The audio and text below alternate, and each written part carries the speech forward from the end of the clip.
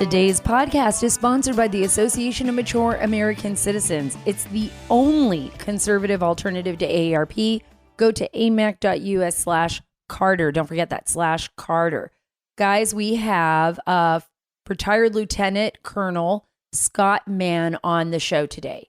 And I'm very happy to have him on with us because I think he delivers a perspective that many of you haven't either heard or paid attention to during this whole Afghanistan debacle. Now, for those of you who do not know who retired Lieutenant Colonel Scott Mann is, he is the man behind the Pineapple Express, or Task Force Pineapple, is a group of former special forces operators who were trying to help not only American citizens and green card holders, but those Afghan allies of ours that worked side by side with our men and women in uniform and who gave so much of themselves as well.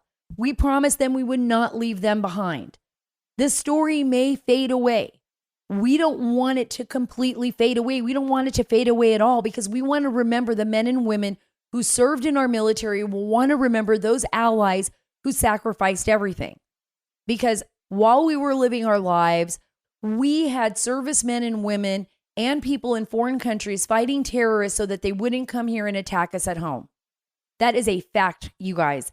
We can't even comprehend that, right? Because for most of us, we don't have members of our family in the military. I do. I certainly can't comprehend it.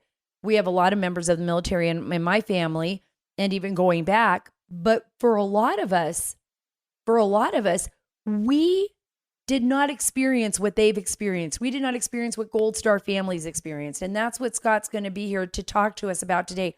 Why you should care, why you should pay attention to what's happening out there. And for you all out there who are part of the military family, thank you. God bless you. Thank you for your service.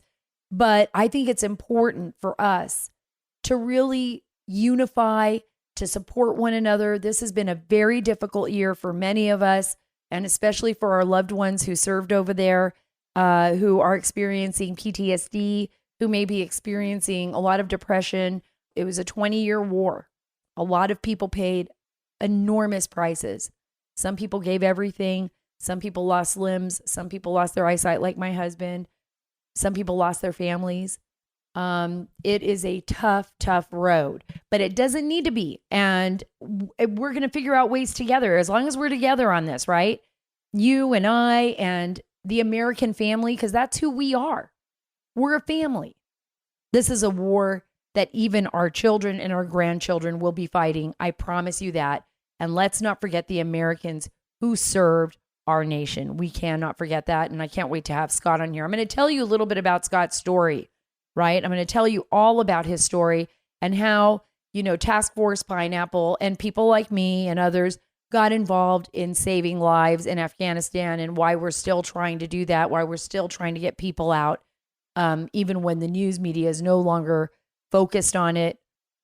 And it's incredible. These are intense, very real stories, some of them very traumatic, but just trying to get people out of harm's way, trying to save lives is really daunting.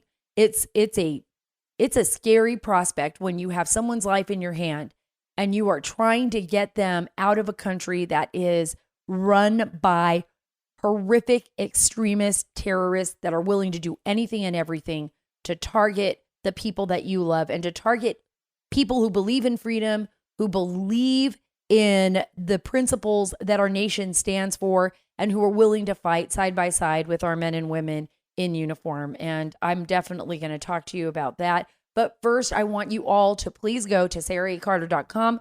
Go to saracarter.com. I want you to follow and subscribe. You can get all the links there to all my social media. Hopefully, one day we won't be shadow banned. But because we are being shadow banned, and I hope you all saw the big Facebook story, how Facebook is manipulating narratives and trying to basically rule our society by brainwashing us. I don't know if you guys all saw that, but they do shadow ban. They do shadow ban conservatives and conservative writers. And I think it's important that you read up on that and know that. But until we can fix all these problems with our social media and their big disinformation campaigns, you need to go to saracarter.com.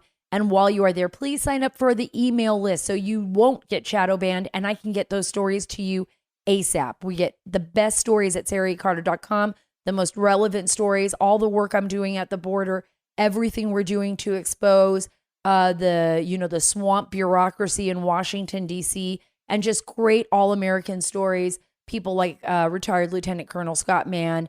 And by the way, he has a film coming out. I'm going to tell you all about that shortly, too. Don't forget, Mike Lindell. He's the inventor and the CEO of MyPillow, and he wants to give back to my listeners. This is why I love Mike Lindell so much. He is just a great friend and a great American, and you can all get great discounts on all MyPillow products if you go to mypillow.com right now and click on the radio listeners specials. Go to mypillow.com right now and click on the radio listeners specials. Get deep discounts on MyPillow mattress toppers, towels, and so much more. They have slippers, dog beds. I've got 3 of the dog beds. We've got 3 dogs, and even high quality weight blankets. These are awesome. You will not regret it. You'll love it. Plus, you can do some early Christmas shopping, right? And everybody wants to get that out of the way. For example, Mike is offering a buy one, get one free offer on the Giza Dream sheets. I have them all. I love their colors and I love the way they feel. All MyPillow products come with, listen to this, a 60-day money-back guarantee and a 10-year warranty. That's a 60-day money-back guarantee and a 10-year warranty. Go to mypillow.com and click on the radio listener specials for the buy one, get one free offer on the Giza Dream sheets. Enter promo code, listen to this, you got to do this though. Enter promo code Carter, that's CARTER, or call 1-800-685-7221. That's 1-800-685-7221 for great MyPillow specials. Be sure to use promo code Carter at the checkout. So we're going to have Scott Mann on in a little bit. And the reason I brought him on, and I've been actually trying to get him on the show now for several weeks. He's just such a busy man. He has so much going on. His real focus, I guess it would be veterans.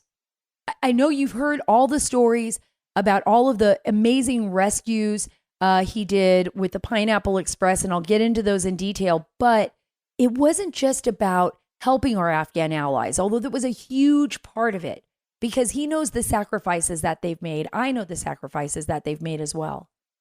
But it's about finding a way to heal. It's about finding a way to connect, to give our service members a reason to keep the moral high ground, to say, hey, you know what? We are not going to abandon our allies. And at the same time that we do that, that we're helping somebody else, right? We are actually healing our own souls, right? There's a lot of bad things that happen in war. There are things that many of our service members probably would never talk about. You know, nobody goes to war, hopefully, wanting to do something that's terrible or wanting to have a memory of someone's death or, you know, seeing the people that they love most blown to bits or suffering the trauma of an IED explosion or a kidnapping or the failure, the fear of failure. Like, what if I let this bad guy go and something happens?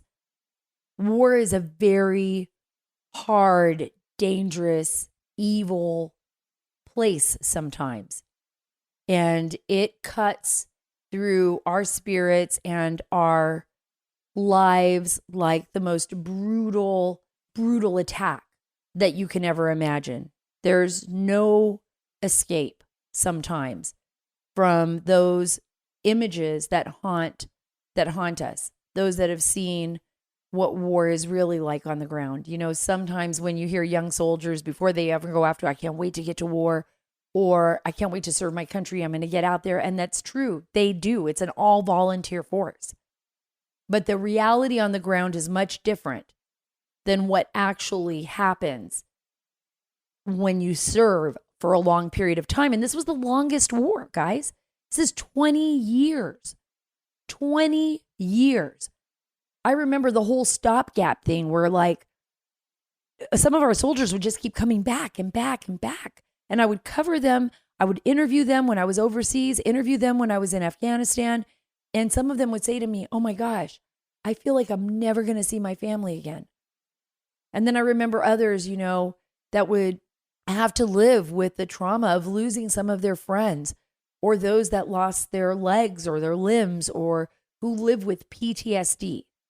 So what retired Lieutenant Scott Mann is doing, he was finding a way, along with the other special ops guys, special forces, Green Beret, they serve together, they're all retired, to honor not only our word, but to say, you know what, we're not going to give up on our allies, and we are not going to give up on ourselves.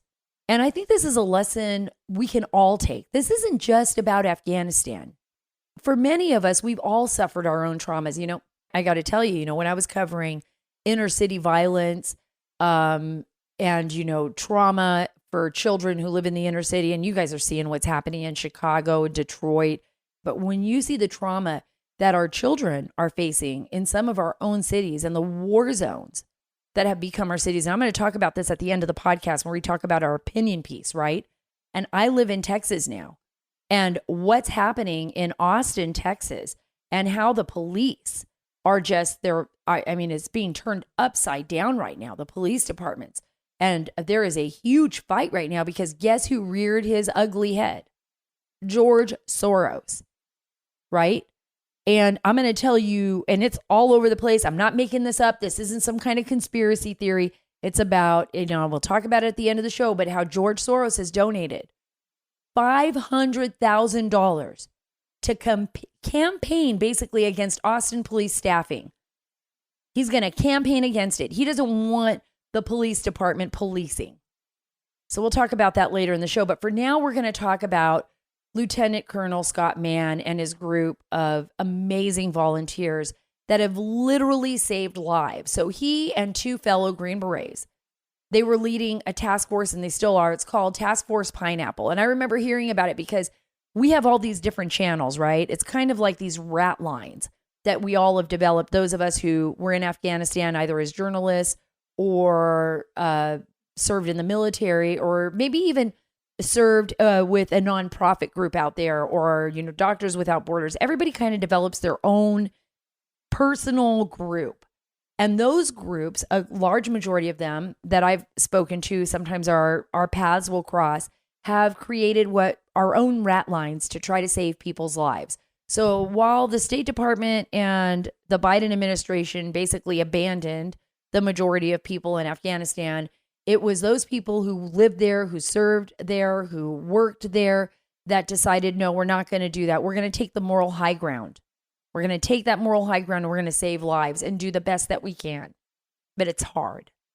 It's hard because it's not always going to go your way. Right now, I'm having a difficult time. We have women that we're trying to get out for the last several weeks. We have some amazing volunteers, people who have helped finance this so we can get some people out of Afghanistan that have green cards, that are literally from the United States of America, that have homes here, that have been left there and abandoned by President Biden. And the scary thing is that these are women whose lives are in immediate danger. And this is the third time. I'm hoping third time's a charm. While I'm talking to you right now, things can change by the time you listen to this, but we are trying to get them out, and it's gut wrenching. I wish I could tell you the path that they're taking. I'm not going to, because I don't want to put their lives in any more danger. But I can tell you this, being on the phone day in and day out, got my friend Charles over at Mike Garcia's office, who is absolutely incredible. He is leading this effort. I also have an Afghan friend who has people on the ground, and we're trying to move people through what we call these rat lines outside of the country without harming them and without being captured by the Taliban.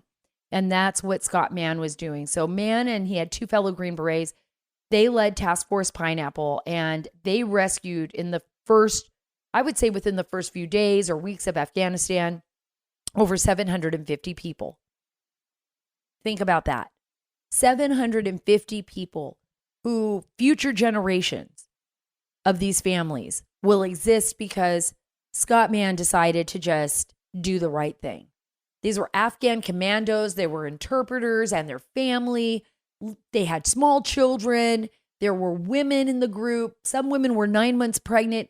These people lived and had a future because Scott Mann and people like Scott Mann And others, like Charles Navarro, my good friend, took the time out of their own lives, a lot of time, to save lives. And I got to tell you something, there is no greater feeling in the world than when you stop thinking about yourself and you think about someone else. And this is for all of us, right? This isn't just about Afghanistan. This is about every single one of us taking a moment, getting out of ourselves. I mean, I complain. I know you guys do too. It's like, how am I going to pay that bill? Or I've got to go pick up the kids, or how am I going to balance out, this game and my other child's game? And I'm angry at my family, or my brother-in-law is driving me crazy, or whatever. It could be anything. Or, feeling sorry for ourselves, like, oh, I've got to lose that extra 10 pounds. I can never lose any weight. Or, just feeling sorry for ourselves.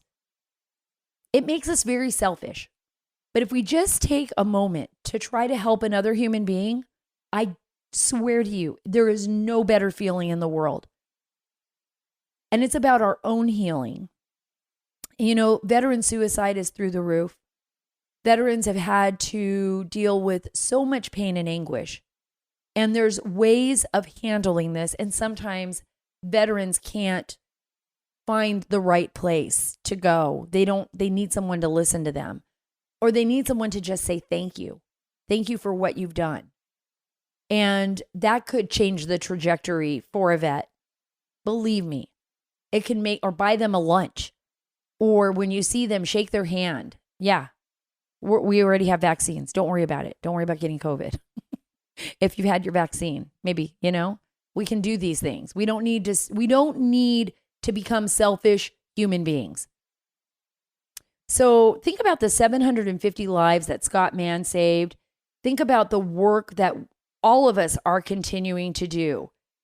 All of us are continuing to do as we deal with post-Afghanistan. I don't even think post-Afghanistan is a fair way of saying this, because I believe that we are going to be haunted by our decisions in Afghanistan for a very long time.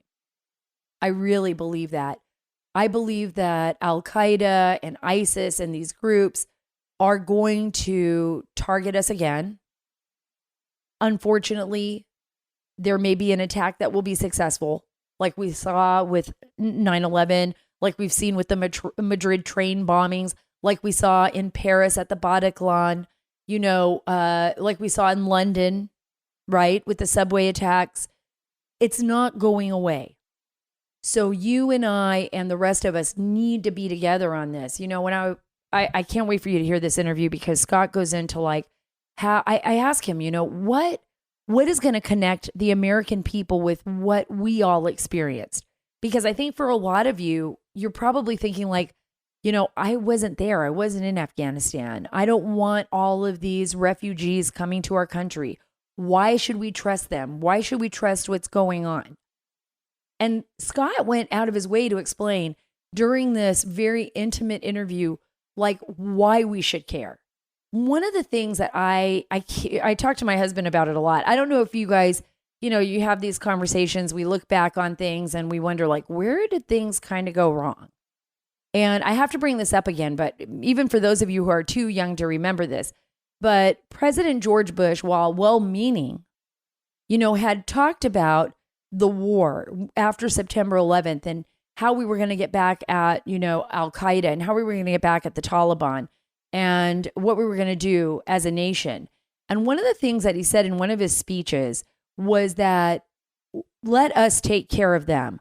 You go back to shopping, you go back to normal life. We're, meaning the military and the government, are going to go after the terrorists. Granted, it wasn't until Obama that we actually got bin Laden again, because all those years went by and nobody wanted to target Pakistan. Nobody wanted to violate Pakistan's sovereignty. Eventually, it was just all too much for anyone. And when they found bin Laden, that was a really great decision, actually, under President Obama, to go after him and to target him and to, to end that. But when Bush said, let us take care of it, I felt like he took something away from the American people. This was our fight. This is our fight against terror. This is who we are as Americans. We stand up for one another. We shouldn't leave anyone behind.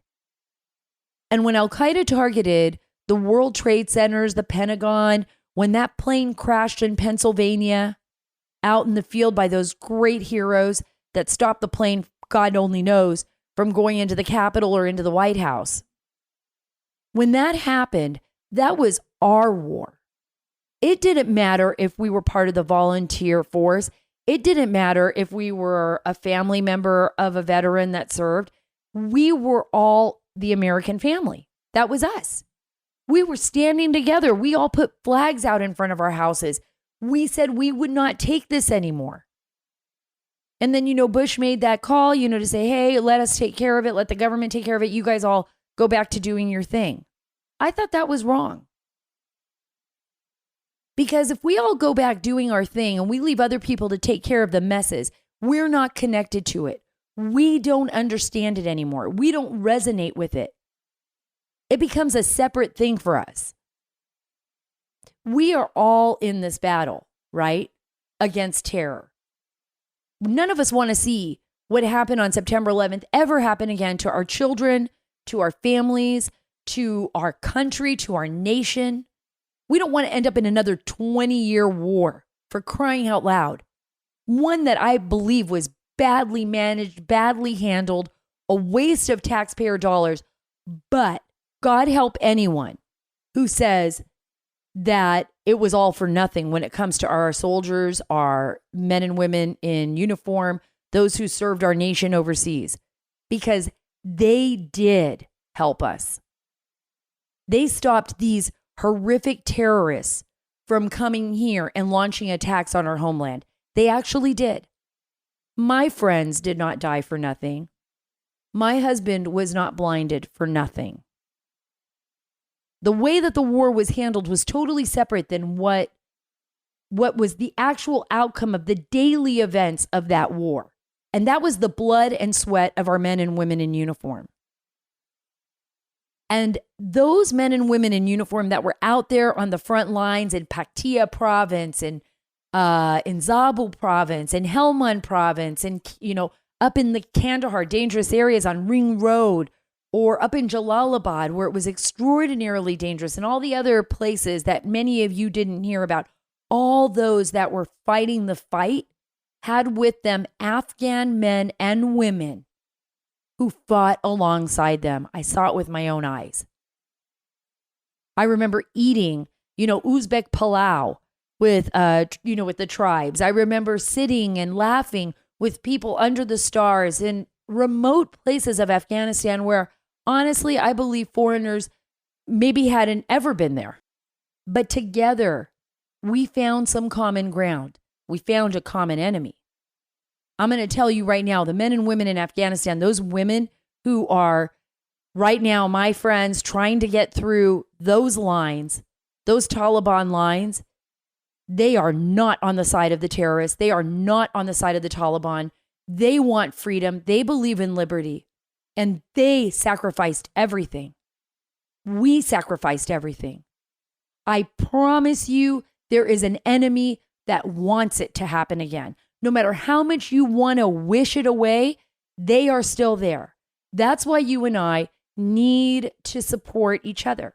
That's why we have to take care of one another.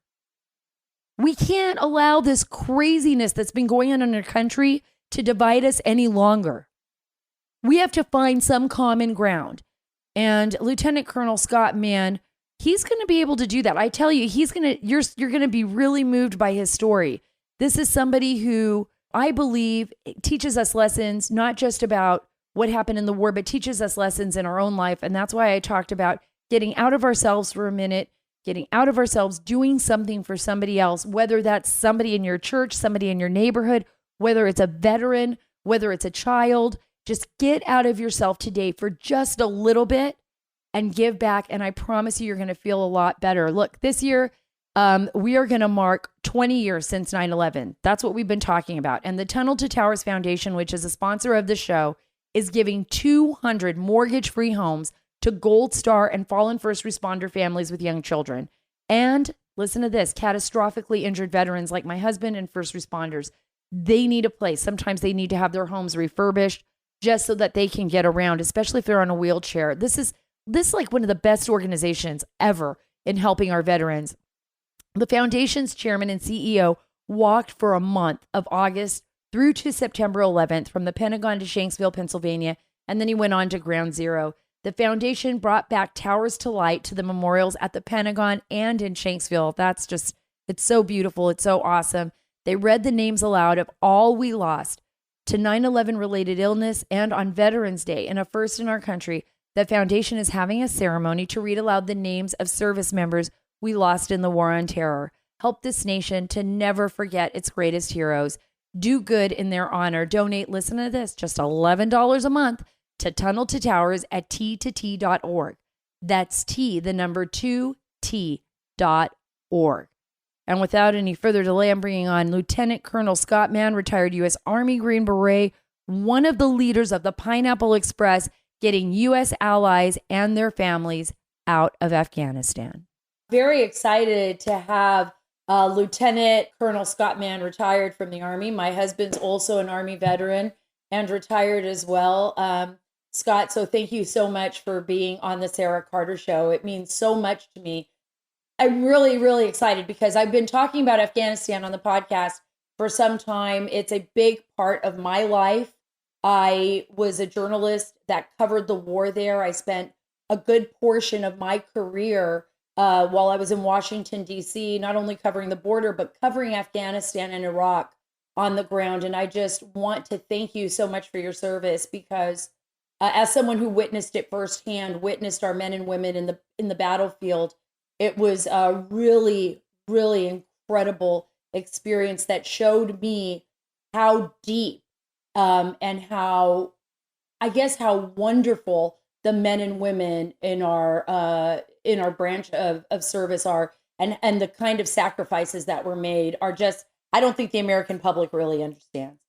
No, I think you're right, Sarah. Thanks for having me. And there is a lot of folks who don't fully understand the depth and breadth of commitment and service that goes with not just our service members, but also, as you know, our military families and what they've endured for years and years and years in the longest war in our nation's history, and journalists. I worked very closely with James Meek from ABC News and other love James reporters. Yeah. And a lot of service there as well, and a lot of miles and a lot of investment in skin in the game. So it runs deep for a lot of people, doesn't it?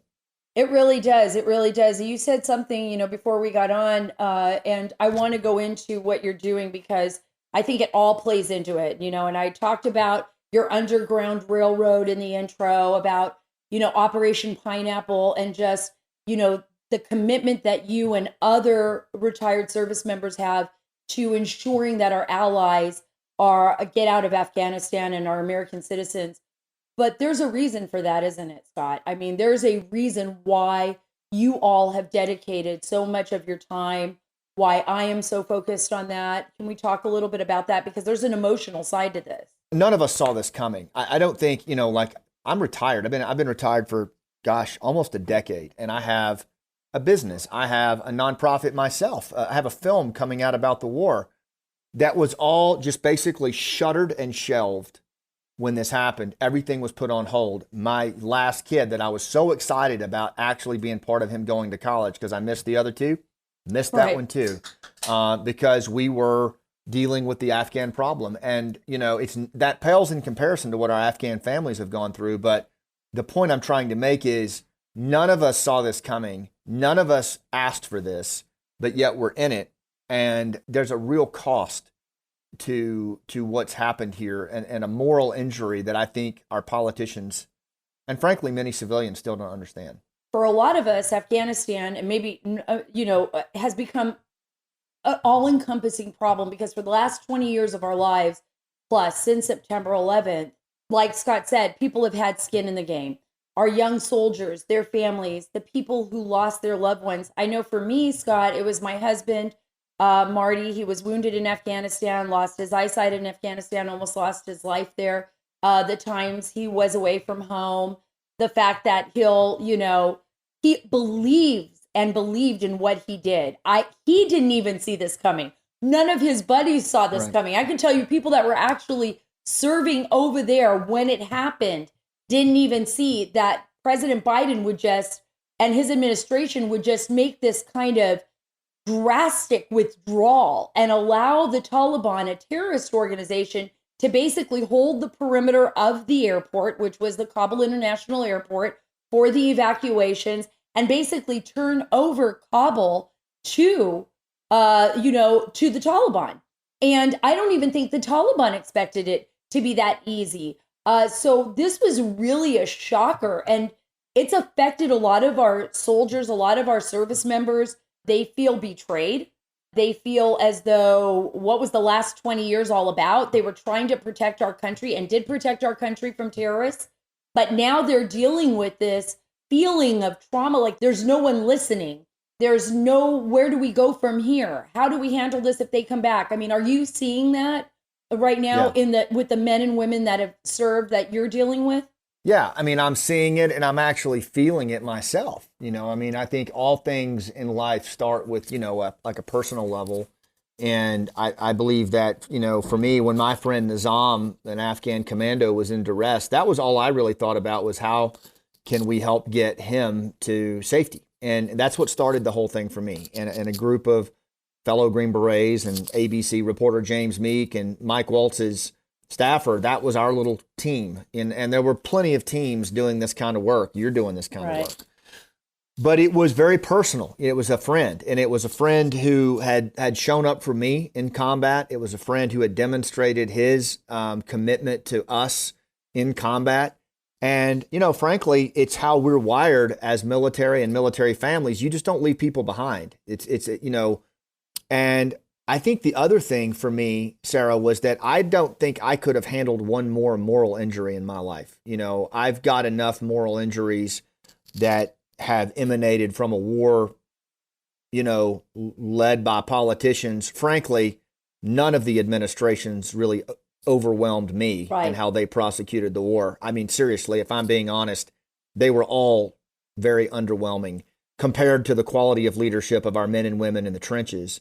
And I just didn't want another moral injury. I couldn't deal with the thought of Nizam being left behind and killed. And so, that's what drew me into it. But now, we helped him get to safety, but there are tens of thousands more that we made a promise to that aren't. And I think it's had a very, very profound effect on on the veteran population. Even Vietnam veterans are watching Saigon fall twice. And I think it's had a profound effect on our veterans and our military families and our Gold Stars in ways that we don't even fully understand yet. I know that what you're saying is absolutely true. There are Gold Star families that I've been in contact with, people that are just devastated, that have wondered, they question, they say, was it worth my husband's life?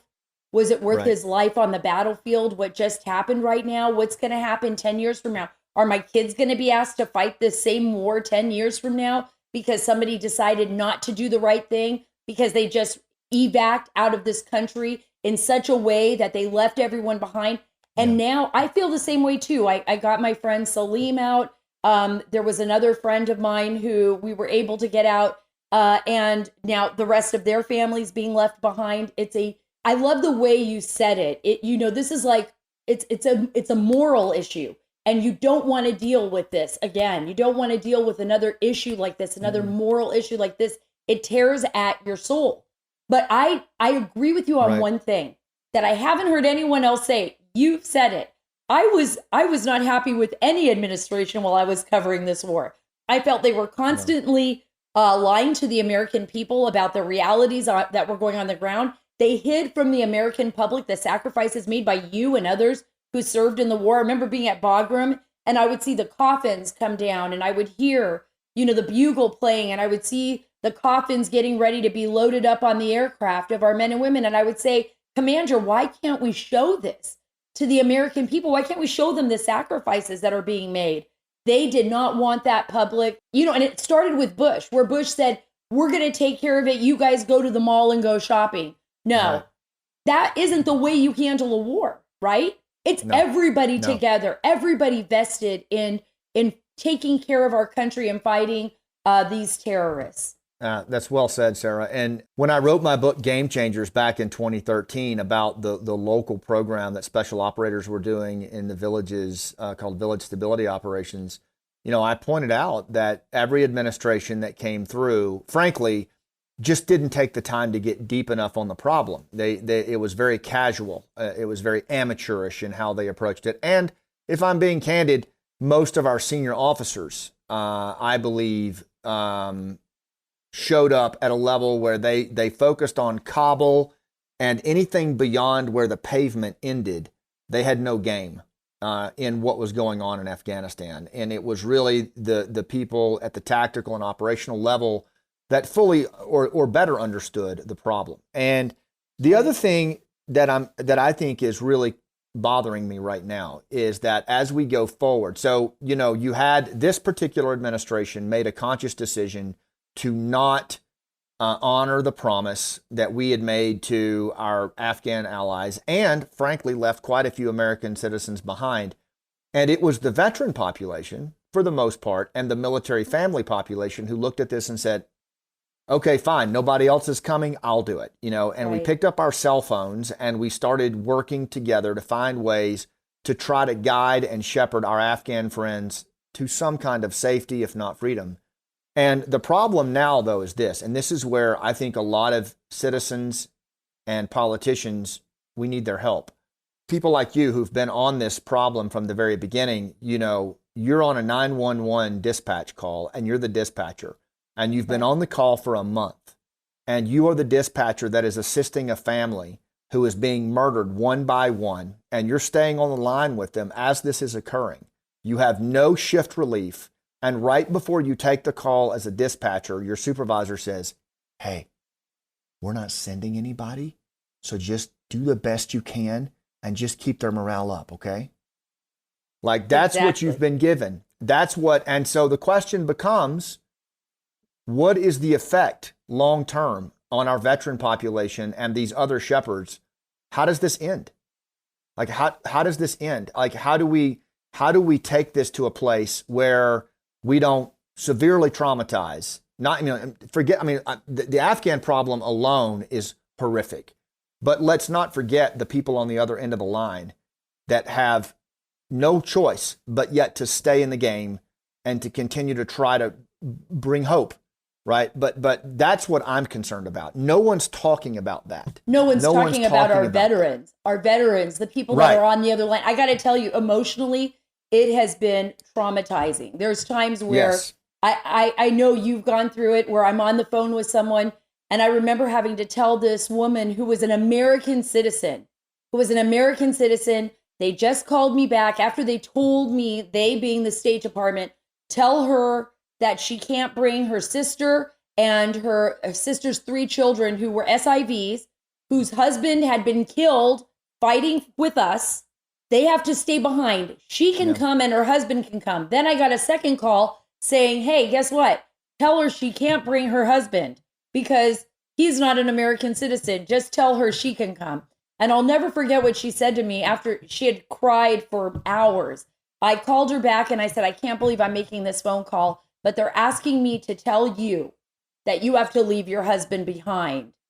And you are the only one that can come through the gates of Kia, through Kabul International Airport. And she said, you can tell President Biden, you can tell whoever told you that I don't abandon my family, that I will not abandon my husband the way that they abandoned me. I'm an American citizen. Am I not an American citizen? You can't say it better than that. And that trauma, she eventually came through with her husband, but that trauma that she went through, it's still ongoing for so many American citizens and people with green cards. But the people on the other line, you and the soldiers and the veterans and the wives and the reporters like James Meeks and others who are on the line in Congress, like my friend Charles and we're living with that every single day. What does the State Department say about that? What are they even doing?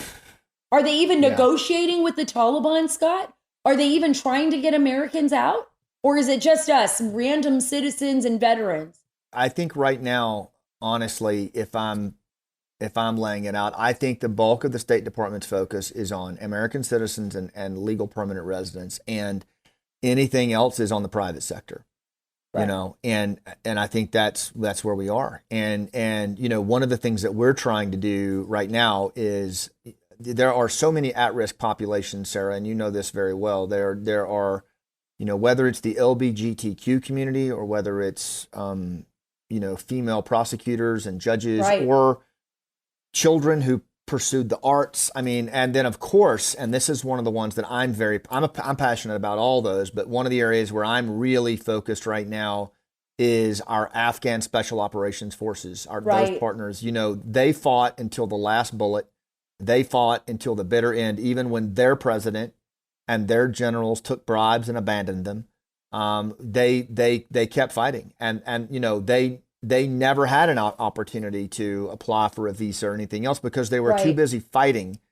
And you know, I believe that it needs to be congressional law that any Afghan who went through the School of Excellence as a commando, Afghan Special Forces, they should have an immediate visa to the United States of America and their family. Are you pushing Because this, Scott? Are you pushing this we with are. Congress? Yeah, we're ramping up right now, and we're getting ready to pursue this hard. And it's not because that category of Afghan isn't any better or any worse, but they did fight until the bitter end, and they never had an opportunity to apply for anything. That's right. And they deserve a level of advocacy from their partners. You know, we recruited them, we trained them, we advised them, and so we are going to go to the military members of Congress, and we're going to make this a bipartisan issue. And it is one of many at-risk categories that need to be addressed. We're going to start here, and then we're just going to keep going. But you know, as soon as we can get that designation, I think there's some things we can do. But right now, they don't even have a status to leave the country. I absolutely agree with you. I'd love to be a part of that. Anything you need from me, just let me know. And my husband as well, who had many serve with him. And by the way, was an Afghan commando and interpreter that helped get my husband off the battlefield when he was wounded. So I think that we will be right by your side on that. What do you say to Americans who really don't understand this? What do you say when Americans, and I hear this a lot, and a lot of it comes from, I think, misinformation, not understanding what Afghanistan really was like on the ground, and actually a cultural divide. You know what I mean? What people here don't really understand Afghans. And you hear all these crazy stories, you know, that are coming from, and some of them are true, but coming from the refugee camps. What can you say beyond what I've already said earlier in my opening to let people know this is the American thing to do? This is what we're supposed to be doing. That's a great question. And I'd like to pivot a little bit on that and share something with you that I think could really help people who are asking that question. And before any of this started, Sarah, I founded a nonprofit, my wife Monty and I did, called The Hero's Journey. And the purpose of that nonprofit was to help warriors and their families find their voice and tell their story as they transitioned home from service. I almost took my own life after I transitioned. It was a really bad transition. And it was really oral storytelling that helped me come out of that dark place and repurpose my scars and struggles in the service of others. And what I've found, and I believe this, is that storytelling is one of the most impactful ways that we can heal and inform. We can heal our own population, but we can also inform. You know, societies for thousands of years have been using storytelling to help civilians understand this vast gap of war that it's impossible to understand unless you go through storytelling. Okay, so we were in the process before Afghanistan fell. I had written a play called Last Out, Elegy of a Green Beret. And the reason why I wrote it was I wanted to help heal and validate our veteran and military family population by going through the journey of one Green Beret sergeant and his family in the longest war in American history in Afghanistan. And I wanted to inform civilians on a very personal level what it looks like to go to war day after day, month after month, year after year, while the rest of the country goes to Walmart. we've been working to turn it into a film, and it's coming out on this Veterans Day. But I say all that because what my experience has been is you watch this film in 2 hours and 20 minutes, you fully understand why our veteran population rushed into the breach to honor this promise. You will see up close and personal what it means to serve at that level, what it means to a military family to sacrifice to the degree that they do, and the levels of friendship that exist between our Afghan partners and us, and who they really are at a human level. We're putting 100% of the proceeds back into dealing with Afghan resettlement and veteran trauma. But I think we've got to tell the story. I don't think it's fair to just expect people to understand what 20 years of war or 10 years of war looks like to an American family when you've never seen it up close and personal. I absolutely agree with you, Scott. You know, I was thinking about that when you were talking how my husband, there was this moment and you were talking about, you know, feeling suicidal, like right when you get out and PTSD and, you know, all the things that our soldiers go through. And, you know, my husband went through PTSD and it's a tough thing to realize, wow, okay, this is why I'm reacting this way. I never knew that. This is why I feel this way. But there was this moment where my husband met Saber. There's this Afghan friend of ours. Saber was wounded by the Taliban. They cut off a lot of his fingers. They threatened him. He got blown up. I mean, he really fought alongside us, a true hero, you know, fighting for his nation. Yeah. And my husband was blinded. And I remember the first time that Saber saw my husband and he realized he was blinded and he said, "My friend, put your hand in my hand. You feel these missing fingers?" He said, "You and I are brothers. We're brothers in the same war, in the same fight against terror. You're my brother." And I want people to understand that at that moment, me watching that and seeing these two broken soldiers, you know what I mean, that are just amazing human beings, I was overwhelmed with this feeling of like, in all of the horror of war, in all of the horror of everything that you and I witnessed, and you so much more than I probably have witnessed, there is that moment where it like transcends all these terrible things, where we find kind of a common ground with people that are completely different than us in so many ways, but in so many ways just the same, right? They want the same things for their children. They fought for their country, and it's tough, and now their country is overtaken by terrorists. But we all have some commonality, right? I mean, there's something there between us. We can find that. And that's why I think like people need to watch this film. I wanted to ask you something really quick because this is a tough subject. What do you think our soldiers right now, the people that are dealing with this trauma right now, what do you think they need to do? Where do they need to go? First of all, I think is understanding that what's happened with Afghanistan, it is, believe it or not, natural to feel what so many of us are feeling right now, that devastation, that frustration. What was it all for? And also to feel as if like the lifelines that you're giving to your Afghan partners, you have to do that. It's everything. There's no way that you can not do that. And all of those things are natural, and they're part of what we've gone through in this journey that we've been on. And to feel these kind of negative reactions, it's part of it. But I think the other thing that I would say to anyone listening to this who is going through a real emotional roller coaster as a result of the war, whether you're a military family, a Gold Star family member, or a veteran, whether you served in Afghanistan or not, is that there is no written rule or unwritten rule that because you sacrificed and you served, that you're supposed to suffer. Right. You know, I mean, so many of us have residue from that journey and that life that we lived, and trauma and guilt and all of those things. But it is truly residue from the miles that we walked and the scars that we endured. But, you know, there is a way to process that residue and to deal with that residue the way that you deal with any other residue. And we are not condemned to a life of pain because we served. I think that there are a lot of protocols out there. You know, if we want to talk about trauma, if we want to talk about the emotional pain of survivor's guilt, all of those caustic, corrosive things that go with combat for both veterans and their families, there are a range of non-invasive, non-chemical protocols that treat those things as injuries, not illnesses. And, some of them are not in the VA, but they're out there. And, what I would say is, for starters, if you are in that place and you feel like you are stuck in that trauma loop, operationangelwing.org is a great place to start. This is a trauma interventionist nonprofit that works with our hero's journey. They work with us on the film, the play. We would get triggered on stage telling the story. And what I learned in that process was that, trauma or the scars that come from war, they're part of who we are. They're part of the residue. But, you can either process and metabolize that residue, or you can leave it alone and it hardens and then it comes back to visit you.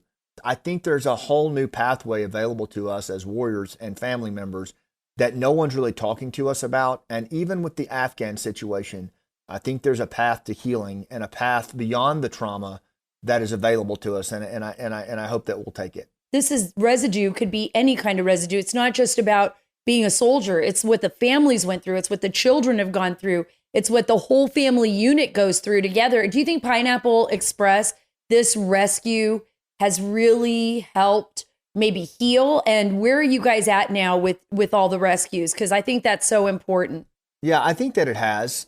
Pineapple Express or Task Force Pineapple, as we were called, it was a nickname. It was a group of veterans and civilian volunteers who came in and did exactly what you did. I mean, that what we did, honestly, no different, no better than what all of the other wonderful veteran organizations did. Here's the only difference. This is the only difference.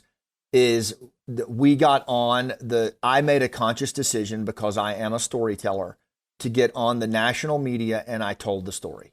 And I told the story for one reason, is that I wanted people who didn't understand to try and understand the significant power of what our combat veterans and our military family members were showing us in our darkest hour. That even when we think nobody else is coming from the government and politics, our combat veterans showed us what leadership looks like. And that's it. I mean, we didn't do anything any more extravagant or advanced than any other volunteer group out there. We have struggled. We have failed. We right now, we are ready to pull our hair out because it's so hard to get people out. Right. But you know what? It all comes down to, at least for me, was sharing the story of what our veteran population did to lead when nobody else would. And we're still right. And we're still going to need that. And we're going to still need that leadership, because this is not over.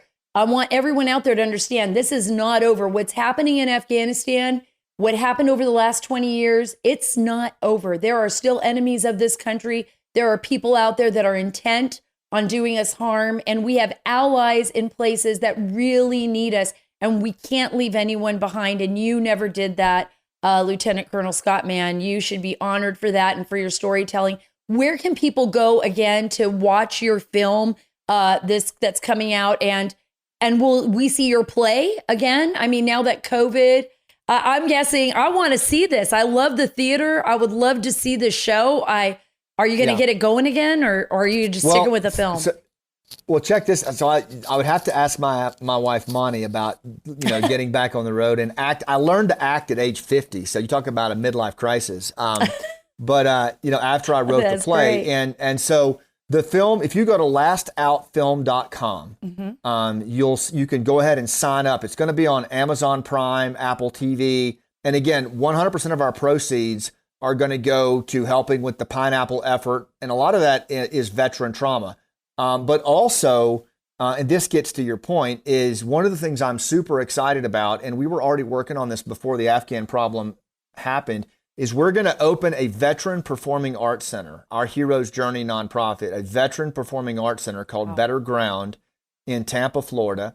And it is going to be a place where warriors, first responders, and their families can come and share their stories on stage, whether it's through music or poetry or plays.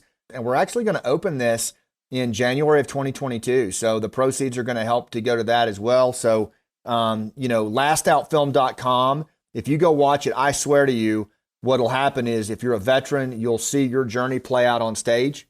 And if you're a family member, you'll feel like your voice is being told. If you're a civilian that's trying to understand what's happening, you'll leave that film with a much better understanding of why these veterans are scrambling to honor this promise, and you'll feel it in your heart. And that's my promise.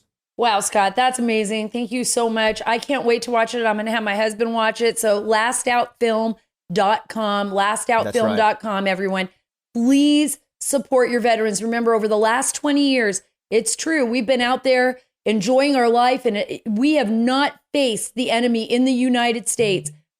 9/11 happened, but remember, it was all the men and women like you, Scott, who were out there, like my husband, fighting the bad guys on foreign soil. Right. That kept them from coming here. And I never want you to forget that. You made a difference. I don't care if they pulled out and evac'd the wrong way. What you guys did over there for the last 20 years saved lives over here. Thank you so much for being a part of the Sara Carter Show. I hope you come back. Thanks, Sara. I'm grateful that Scott decided to tell his personal story and not just talk about, just about the Pineapple Express, even though it's such an incredible, incredible story of rescue. I think that talking about how it affected our soldiers and our military, our troops in general, how it affected them is what's important here, and how it affected us personally. I feel like, and that's why this show, I think, has been about just doing something, right? Doing something to help heal those wounds. And there were a lot of wounds in Afghanistan. Folks, I know why our founding fathers wanted America's currency backed by gold and silver, because after receiving my genuine gold and silver products from Universal Coin and Bullion, I realized the importance of having something tangible that I can actually hold in my hand. That's really important. And UCB's president, Mike Fulgens, is a leader in the precious metals industry and was honored by his peers as the 2021 Dealer of the Year. You guys have heard him on the show before. He's amazing. He's so smart. He understands what he's talking about.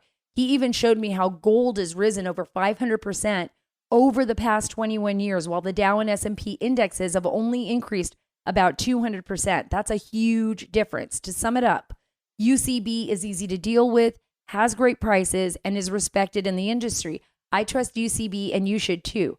That's why I will get more gold and silver from Universal Coin and Bullion. Give them a call at 1-800-UCB-GOLD. That's 1-800-UCB-GOLD, and tell them Sara sent you.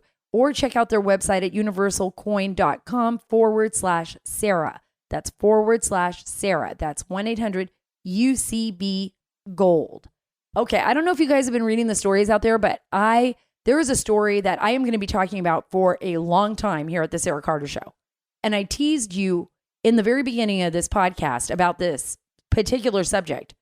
And this has to do with billionaire benefactor and big O progressive George Soros. I know many of you have heard of George Soros. There's always all these crazy conspiracy theories about him, but there are some that are just flat out true.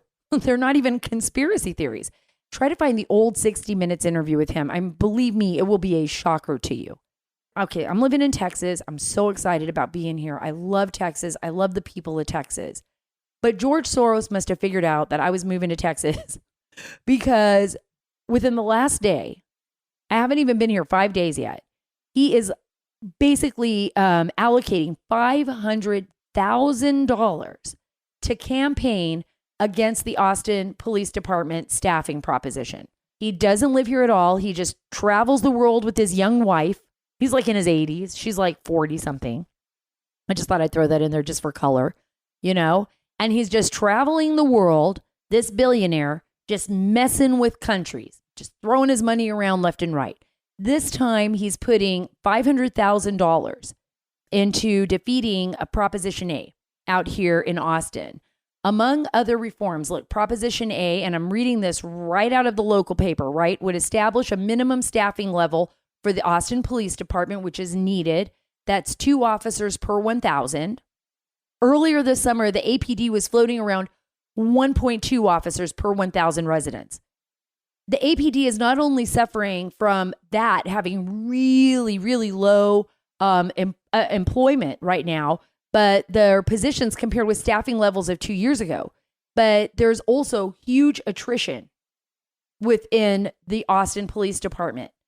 averaging 15 to 20 departures per month this year. And I want you to think about Austin. Austin is where all the Californians go. This is what they're doing. I swear to you, it's like there's a group of people that are being paid to just screw up every other state that does not want to shift to Democrat. They're just going to come in here and they're going to try to make it as blue as possible. Chris Hahn, who's on, by the way, Laura Ingraham quite a bit, and he and I have been on together. He's a big Democrat. I know you guys have heard him. He and I actually fought over this very issue on Twitter. And he was like, oh, you just wait. We're going to turn Texas blue. Did you hear that, Texans? They have their eye on you, on us right now to turn this state blue. That is a desperate, desperate move. They want it. They want Texas. If we don't pay attention, they will take Texas. And with people like George Soros, with the Open Society Policy Center and Foundation that gave this $500,000, it's about equity in Austin. That's what they call it, equity. They just want the city to go to hell. That's what they want. They want the city to go to hell. They want to just flood as many people as they can in there. They want crime to soar. Look at San Francisco. The same thing happened to Austin with people putting out tents, because as soon as you got a bunch of Californians in there and a bunch of people, Democrats, and there were a lot of Democrats in there already, they decided to vote against the camping laws, which didn't allow people to put tents out on the sidewalks. Well, they voted against that. They allowed people to, you can camp out if you're homeless. But as soon as they started putting those tents in front of their homes, in front of the people with money, like those Californians that moved here with money, as soon as they started camping out in their front lawns and, showering with their hoses in front of their children, that's when they were like, oh, we better go back. We only wanted to be in the cities and in the poor areas, not in the wealthy areas, not with those people who are wealthy. Listen to this. The proposition is on the November ballot for Austin voters, and it openly opposed by Mayor Steve Adler, thank God, and council member Greg Cesar, and the city's numerous progressive activist groups, who each pushed for the $150 million APD budget cut and redirection last year. They just don't want it. Soros has jumped into Austin politics before, pumping in $650,000 into Jose Garza's insurgent bid for Travis County District Attorney. This is what Soros does. While we're all asleep at the wheel, he tries to put in the district attorneys that he wants, like what he did in San Francisco, what he's done in Pennsylvania, what he tried to do in Boston, and all of these different cities where, Fairfax, Virginia, folks, he pumps money in. So he's not looking at the top. He's looking at getting the district attorneys. Why? Because that's where the laws are. That's where he can affect everything that happens on the ground. And that's what he was doing. Garza campaigned on a platform of increased prosecution, listen to this, of officer misconduct and encouraging the more frequent use of personal reconnaissance bonds on accused offenders of most crimes, meaning like, don't charge them, just let them go. The city council just approved interim chief Joseph Chacon, and I hope I'm pronouncing his name correctly because I may not be, at Chacon, to take the mantle on a permanent basis. And Chacon said he is neutral on the issue, but repeated statements from Adler and the Austin Justice Coalition, one of those progressive organizations driving the policy change in the city, that indicate that Chacon is privately opposed to the ballot proposition. So they're all just going to try to get this thing knocked off. Well, you know what the Austin police said? Well, don't call us for some of your crimes. We're not going to be able to come get you. We won't have anyone. You know what I hope? I hope that when those rich people that voted for this, vote for this against this proposition so that they don't fund, when something happens, they just won't, I'm getting robbed. Oh, well, you know what? Sorry. We don't have enough officers. Could you go fill out some paperwork on our website and we'll try to get to you later. But the very sad reality of this is that people will die probably because of this, because we won't have enough officers. And Austin will become a complete and utter mess. We need to protect our country, folks. We got to pay attention. We got to look at things. We got to dig deep. We got to defend one another. We got to protect one another. We got to love one another. And more importantly, we got to get out of ourselves and do something for somebody else. That's the important thing. And we can't stick our heads in the dirt or in the sand or whatever. We're not ostriches. We got to look at what's going on and we got to fight for what's right. That's what our veterans have done. That's what they have done since the beginning of this country. And that's how we should be. We should stand up and fight, whether it's in our school districts, whether it's in our communities, whether it's for someone that can't fight for themselves. We are responsible for that. We are responsible for our country. Remember, we pay them. They work for us. We do not work for them. We are the ones in charge. Thanks again for being a part of the Sara Carter Show. Remember, you can get all of my links to all my social media at saracarter.com. That's Sara without an H, acarter.com. Remember, right here is where we're taking the story back. God bless you, and God bless the great state of Texas.